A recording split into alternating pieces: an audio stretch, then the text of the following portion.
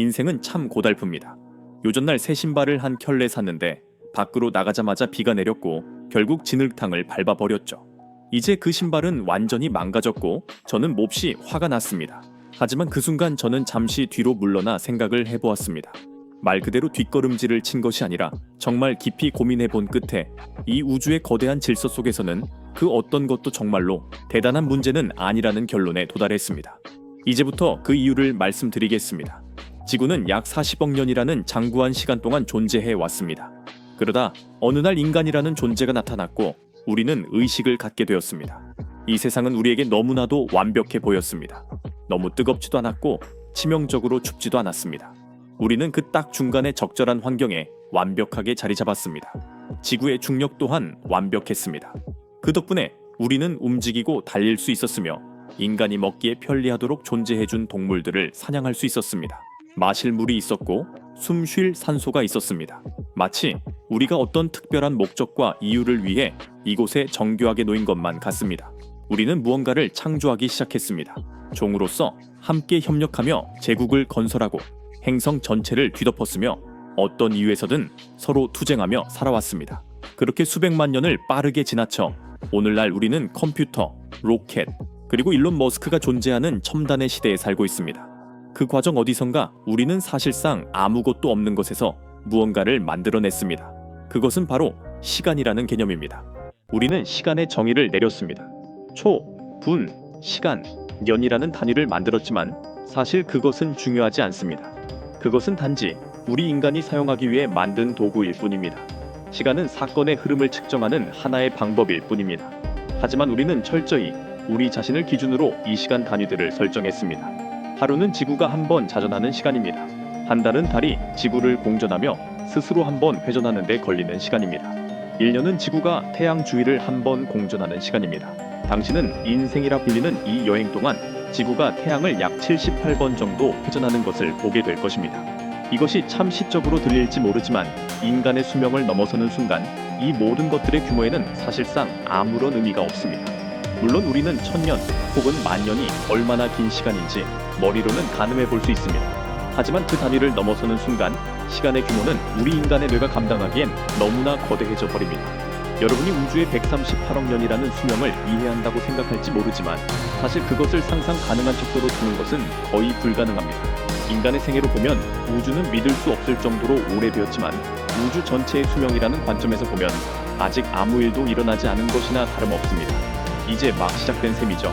우리는 향후 수백조 년 동안 우주에 일어날 일들을 과학적으로 예측할 수 있습니다. 우리 태양이 언제 수명을 다해 폭발할지, 우리 은하가 언제 다른 은하와 충돌할지 알아낼 수 있습니다. 우리가 속한 이 우주가 왜 물리적으로 가능한 그 무엇보다 빠르게 팽창하고 있는지 설명하는 이론을 세울 수도 있습니다. 하지만 정작 우리는 아무것도 없던 상태에서 무언가가 탄생한 그 찰나의 순간에 정확히 무슨 일이 있었는지 전혀 알지 못합니다. 우리가 아는 한 우리는 지금까지 존재했던 유일한 의식적 존재입니다. 하지만 우리는 정작 의식이 무엇인지조차 모릅니다.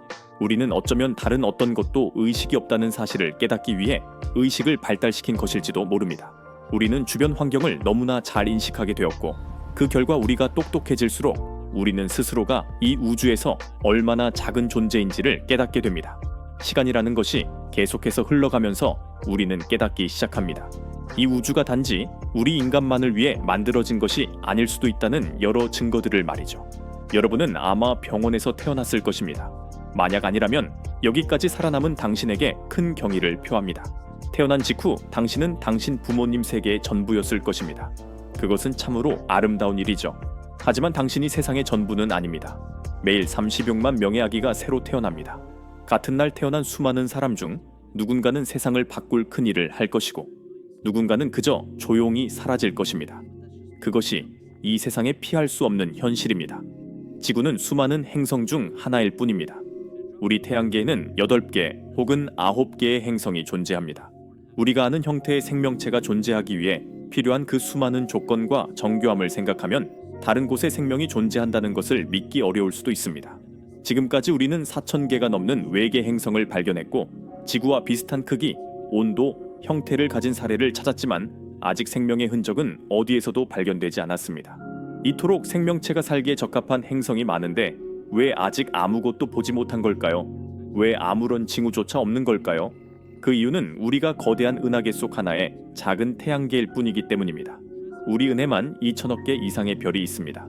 하지만 이것조차 수많은 은하 중 단 하나일 뿐입니다. 우리는 안드로메다를 포함한 약 30여 개의 은하가 모인 국부 은하군의 일부입니다. 안드로메다 은하는 약 45억 년 후에 우리 은하와 충돌할 예정입니다.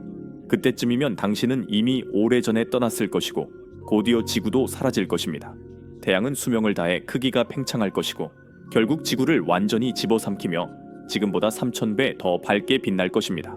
하지만 우리 행성이 사라져도 우주의 나머지 부분은 그 사실을 알아차리지도 못할 것입니다. 수조년의 시간 척도에서 수십억 년은 정말 아무것도 아니니까요. 현재 우리가 관찰하는 우주의 모습은 먼 미래에 아주 결정적인 영향을 미칠 것입니다. 간단히 말해 우주는 끊임없이 팽창하고 있습니다. 많은 사람이 알다시피 이 팽창은 점점 빨라지고 있는데 우리는 그 원인을 암흑 에너지라고 부릅니다. 이 에너지는 시공간의 천을 늘리고 있습니다. 우리는 그것이 정확히 무엇으로 만들어졌는지 모르지만 그 결과는 분명히 관찰할 수 있습니다. 암흑 에너지는 결국 은하 사이의 공간을 빛의 속도보다 빠르게 늘릴 것입니다. 이웃 은하에서 오는 빛이 아무리 빨리 우리를 향해 달려와도 그 사이 공간이 더 빨리 늘어나기 때문에 빛은 결코 우리에게 도달하지 못할 것입니다. 결국 우주는 너무나 넓고 얇게 펴져서 우리가 밤하늘을 보아도 주변에 아무것도 보이지 않는 고립된 상태가 될 것입니다. 우리는 우리가 속한 은하 안에 영원히 갇히게 될 것입니다. 결국 우리 은하조차 어두워지기 시작할 것입니다. 태양의 운명은 우주의 모든 별에게도 똑같이 적용됩니다. 수조년이 흐르면 밤하늘의 불빛들은 하나둘씩 꺼져갈 것입니다. 새로운 별이 태어나지 않으면 우주는 점점 더 차가워질 것입니다. 죽어가는 별들은 크기에 따라 백색 외성이나 중성자별이 되어 차가운 우주에서 마지막 희미한 빛을 내겠지만 수조년이 더 지나면 이들마저 서서히 식어갈 것입니다.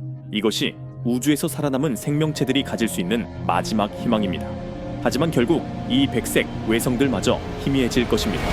어쩌면 우주를 떠돌던 중성자별들이 우연히 충돌하여 우주에서 가장 밝은 사건인 초신성을 일으킬 수도 있겠지만 그 폭발이 끝나면 우주는 다시 영원한 암흑에 잠길 것입니다. 한때 은하를 이루던 모든 물질은 이제 중심에 있던 블랙홀로 빨려 들어갈 것입니다. 대폭발, 빅뱅으로 시작되어 물리 역사상 가장 뜨거웠던 우주는 결국 가장 차갑고 어둡고 정지된 상태로 끝을 맺게 됩니다. 빛과 아름다움으로 가득했던 우주가 이제 블랙홀만이 지배하는 황량한 불모지가 되는 것입니다. 하지만 이때조차 우주는 이제 막 시작된 것이나 다름없습니다. 블랙홀은 아주 오랜 시간 동안 존재할 것입니다. 우리가 은하와 별, 행성과 생명이라 부르던 것들은 이제 블랙홀들로만 가득 찬 공간이 될 것입니다. 이것이 우주가 보내게 될 대부분의 시간입니다. 춥고 어둡고 외로운 시간이죠. 이제 100만 년 단위가 아니라 경년 단위의 시간입니다. 하지만 이 블랙홀들조차 영원하지 않습니다. 호킹 복사를 통해 블랙홀은 아주 천천히 원자 하나하나씩 증발하여 사라질 것이고 모든 블랙홀이 사라지고 나면 우주에는 정말 아무것도 남지 않게 될 것입니다. 시간조차 의미가 없어지는 절대적인 무의 상태입니다. 우리가 보는 모든 물질, 즉 당신이 보는 모든 것을 구성하는 것들은 우주 전체의 단 4%에 불과합니다. 나머지 70%는 우리가 이해하지 못하는 암흑 에너지입니다. 어쩌면 우리 인간은 우주의 아주 우연한 찰나에 나타난 존재일지도 모릅니다. 우리는 우주의 잠재력에 비하면 아주 짧은 눈 깜빡임에 불과하지만 그 잠재력을 실현하는 유일한 방법은 바로 오늘부터 전진하는 것입니다. 지적인 생명체가 우주 전체의 우리뿐일 수도 있고 수조년의 시간 속에 드문드문 나타날 수도 있습니다. 하지만 분명한 것은 지금이 생명이 존재하기에 가장 적절하고 쉬운 시기라는 점입니다. 당신에게는 단 한 번의 삶이 주어졌고 당신은 당신이 원하는 무엇이든 할 자유가 있습니다. 학교나 세금처럼 피할 수 없는 것들도 있겠지만 그 외에 당신은 무엇이든 할 수 있습니다. 우리가 왜 존재하는지, 우주가 어떻게 탄생했는지 그 모든 비밀을 다 알아내지 못하더라도 우리의 목적은 우리가 스스로 정하는 것입니다. 게임을 하고 싶다면 그렇게 하세요. 인류를 다른 행성으로 보낼 위대한 회사를 세우고 싶다면 그것도 좋습니다. 당신이 원하는 그 무엇이든 될 수 있고 마땅히 해야 합니다. 인생에서 겪는 좋은 일도 나쁜 일도 영원하지 않습니다. 당신은 미래에 무슨 일이 일어날지 전혀 알 수 없습니다. 아주 작은 경험 하나가 당신의 미래를 순식간에 바꿔놓을 수도 있습니다.